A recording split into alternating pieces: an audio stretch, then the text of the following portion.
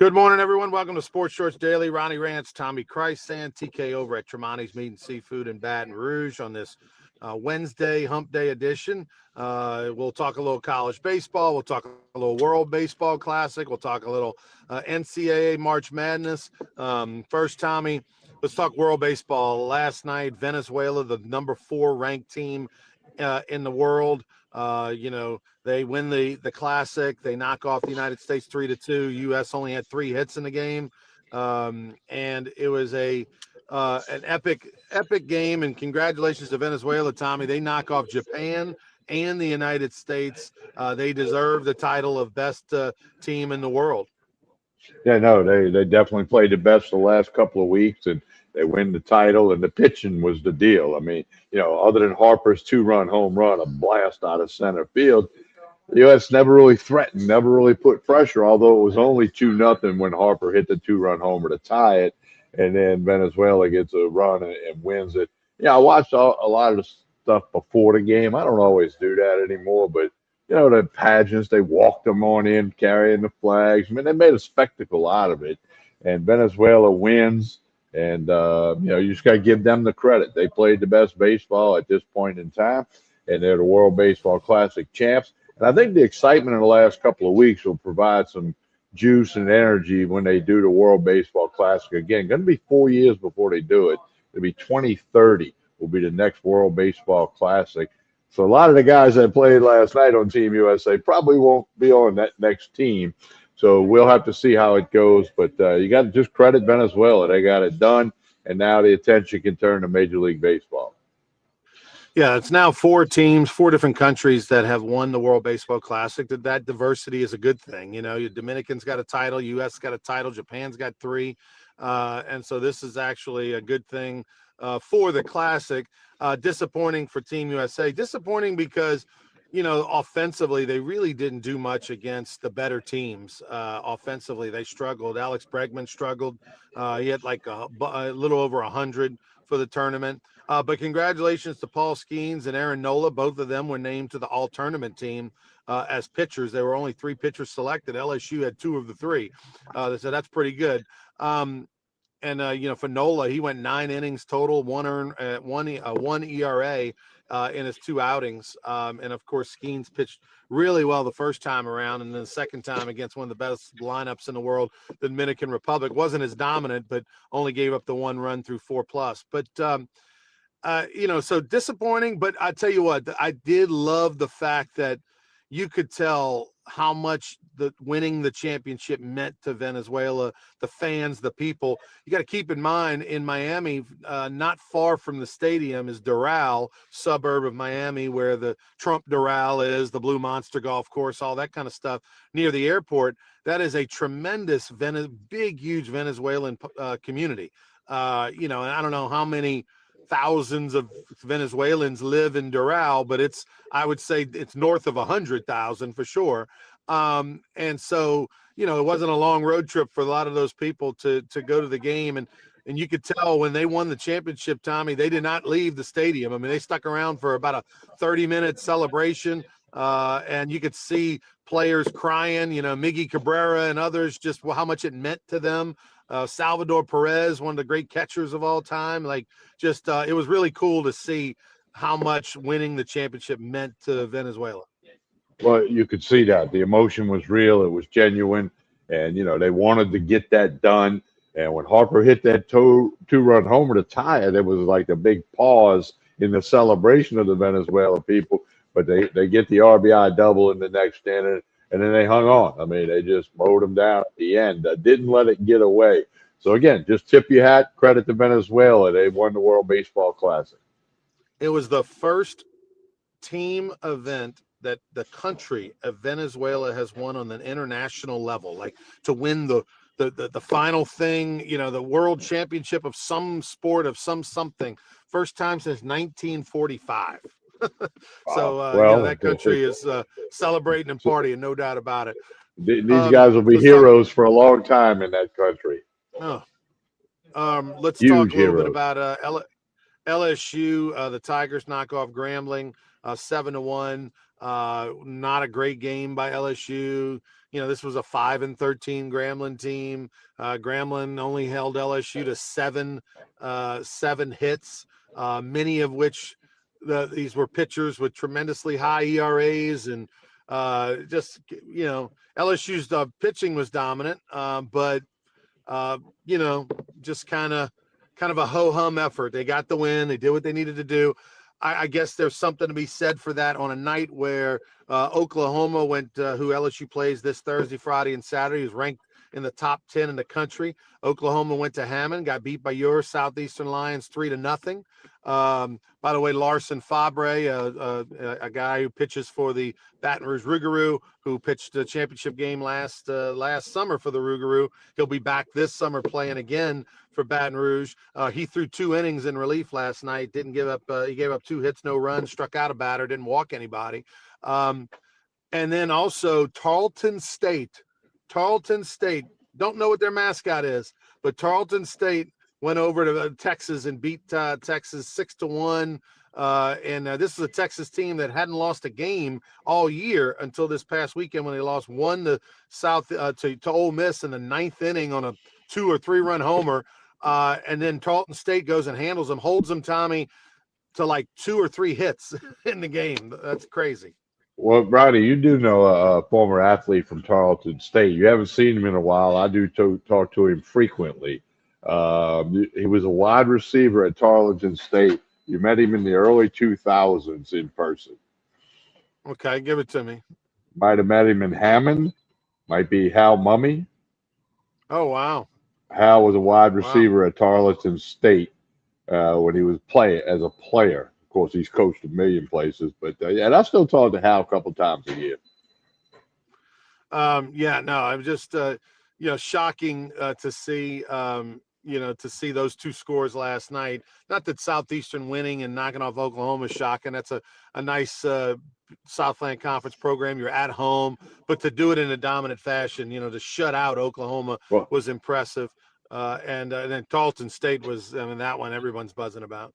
Well, shutouts in college baseball. I don't care if it's junior college ball or Division II or NAIA.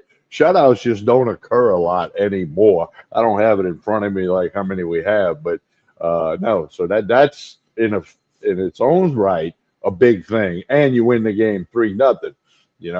And it's obviously it was a tight game, 3 runs. Anything, one decent inning can put Oklahoma back in the spot. So now Oklahoma will come into Baton Rouge. Reminder: this is the Thursday, Friday, Saturday SEC series. So make your plans. Yeah, I'll be doing the game on Friday night. Lynn and I will be doing that game. Saturday, Warren Morris will be at the game. Warren's going into the Louisiana Sports Hall of Fame.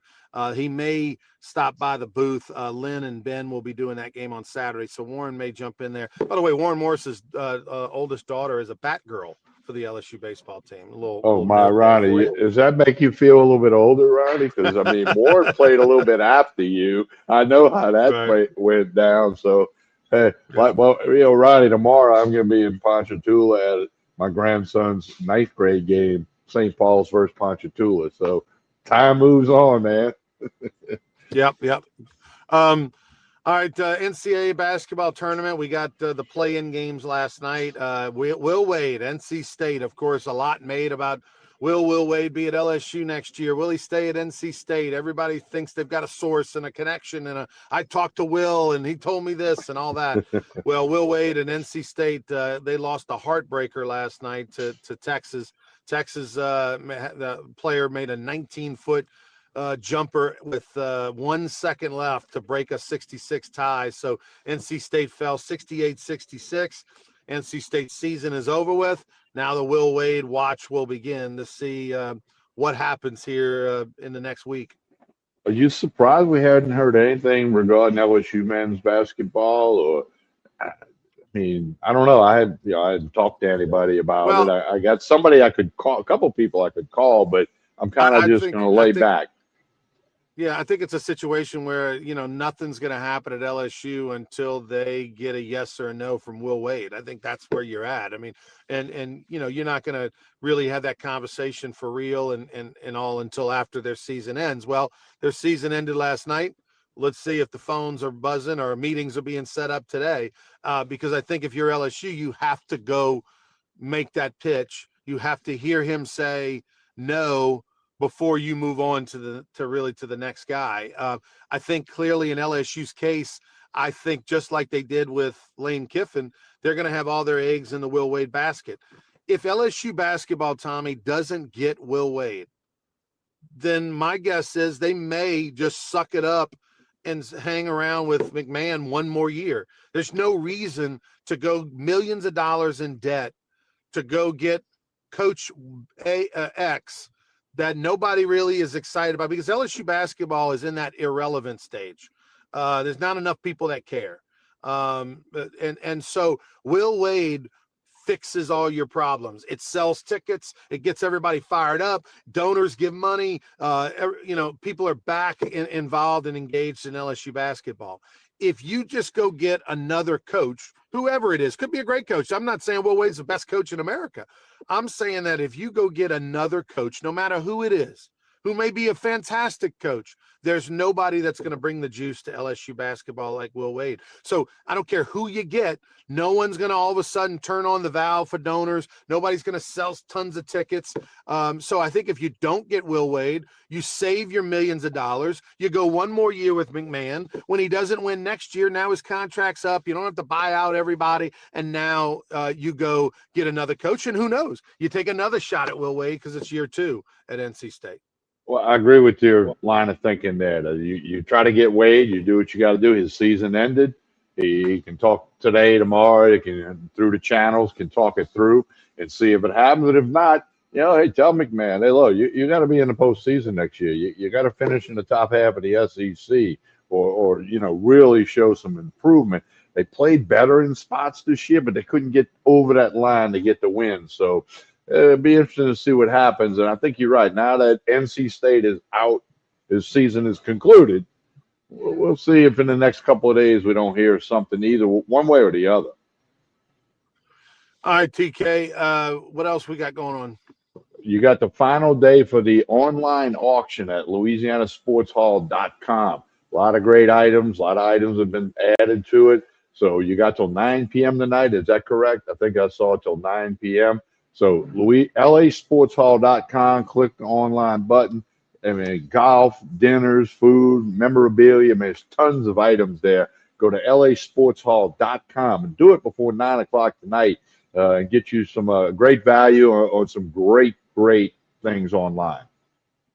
Yeah, I like there's like a 2-person stay at Paragon in Marksville. It comes with golf, steakhouse dinner, room, free play, you name it. Like, so, that's just one auction item. Lots of great golf courses, lots of, Raffinos, dinner for 4, chef's tasting, wine pairing, either in Lafayette or Baton Rouge is another one. So go check it out. LASportshall.com, 9 o'clock tonight.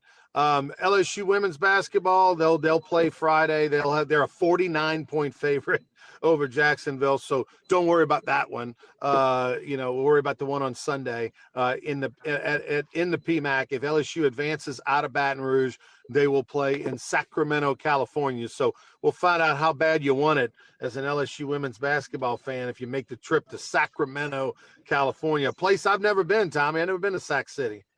Nor have I. And of course, March Madness with the play-in games last night. Vanderbilt plays McNeese tomorrow. Vanderbilt's an 11.5-point favorite. They're a 5 seed. McNeese is the 12 seed. The McNeese Cowboys, 3rd year in a row. Coach Armstrong's done a great job. So got to root for them McNeese Cowboys tomorrow. I might have to take 11.5, Ronnie.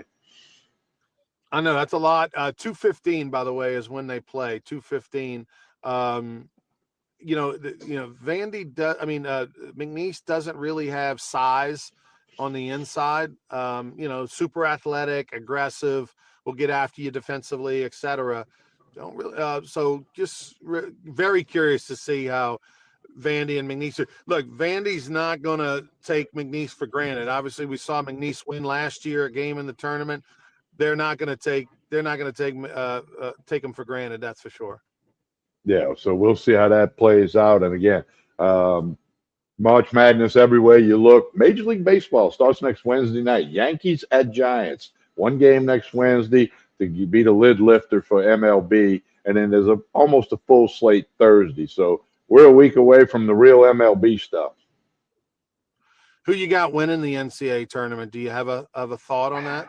Yeah, I just got to go with what some of the pundits have said. I don't follow college basketball super closely. Certainly LSU, the SEC, and our state schools with, all over the state. I kind of know how they're doing, but I don't know. I mean, Duke, Arizona, the normal names, Florida. Coach John Brady on Sports Shorts Radio last week said he didn't know Florida could win it all, but he thought them and Arkansas were playing the best in the SEC down the stretch. And, of course, Arkansas won the SEC tournament. Calipari, first guy to win it at two different schools, obviously Kentucky and Arkansas. 10 teams from the SEC in, so we'll see what happens. I might just go a little Arkansas, a little Calipari magic. I'll tell you, Calipari turned his team around. They weren't great at the beginning of the SEC season, and they were expected to be good. Then they really kind of weren't to get started. They were slow getting moving. So, he showed what kind of great coach he is. Iowa State, that's my sleeper. So keep an eye out on Iowa State. Obviously, I think Duke will win, but I think Iowa State wouldn't shock me if they got all the way there and did it. So, all right, TK, we'll be back Friday morning. Tell us about Tremonti's on the way out. Well, today is Wednesday, and each and every Wednesday, the lunch specials, the hamburger and fries for $6.99. The world famous burger, you can get those at the Rougarou games this summer. $6.99 burger and fries. You can get them to go, take it back to the office, take it home, or you can sit in here and eat it. And of course, boiled crawfish every afternoon at 3 o'clock. Live crawfish are available. Call and reserve them. And they can also cater your crawfish boil. Large group, small group, 5,000 pounds, 500 pounds. They can do it all from Tremonti's Meat and Seafood right here in Baton Rouge. Hey, don't forget to like and share this show. That helps, whether you're watching on YouTube, Facebook, or X. On behalf of Ronnie Rants, I'm Tommy Chrysan. Next episode of Sports Shorts Daily, Friday morning. We'll see you then. Have a great day, everyone.